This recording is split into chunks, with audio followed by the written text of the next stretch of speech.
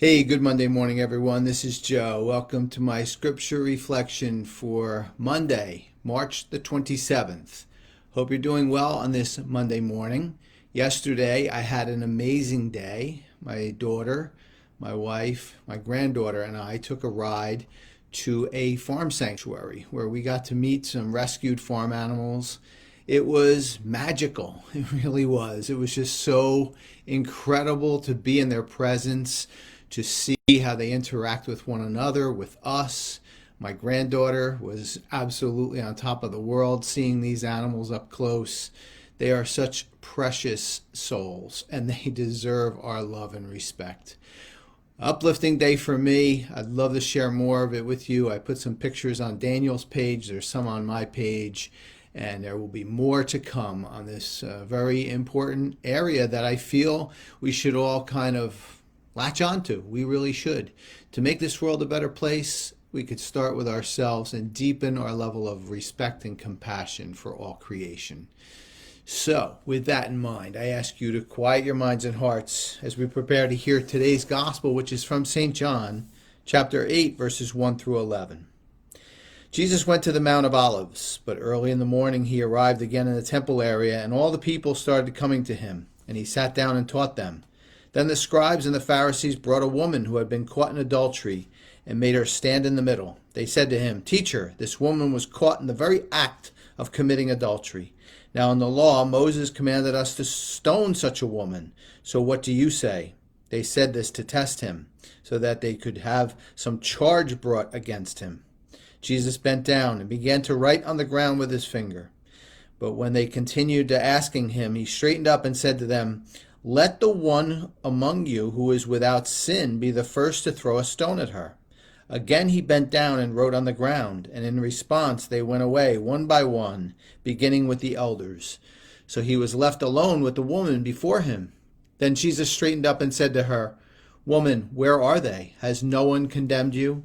She replied, "No one, sir."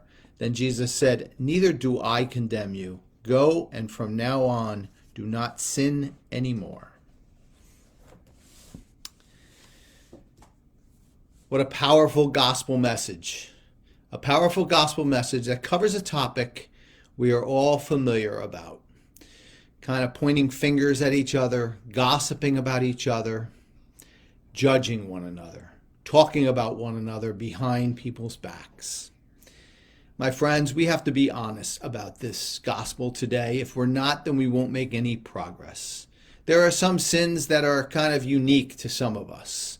This one, I believe, is universal in nature. We all share a little bit of this one. We all know what this one is all about. We all know how damaging it can be. And we all see it, not maybe with ourselves as participants in the midst of it, but we see it rise all the way up to our political figures and celebrities and everything else. And what good is it? It's damaging. So once again, we look to the gospel, we look to Jesus's actions, and we say, how can we slow down this two-way street, this busy street of gossip that is going in two directions, about us, and then, yes, what we say about others. First and foremost comes to what we say about others. And Jesus is very clear on this. You throw the first stone if you have no sin about you. Well, my friends, it's time to put down those stones, isn't it? I think a good visualization when the temptation comes up that you have a stone in your hand and you really are going to throw it at this person and you need to drop it. You need to drop it because you know how damaging it can be, and you know that you too are guilty in some respects. So let's put an image in our heads to drop that stone as Jesus instructs us in the gospel. Secondly, when things are said about us, well, I think it's very important that we realize what Jesus did. He bent down and he wrote in the ground. What happens when you write into the ground or you write in the sand by the shore? It gets blown away, it gets washed away, doesn't it? Well, we have to have that mindset for those things said about us.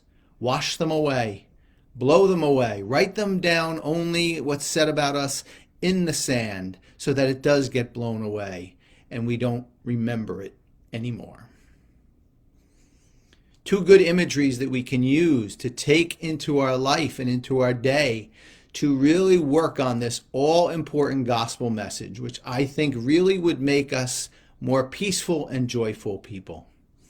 And by the way, the animals I met yesterday and those in our midst and those we share this planet with, they're the best teachers of all. They don't do anything near this, swiping at each other. They only care and love for each other, given the chance. Well, my friends, that's my message for you today.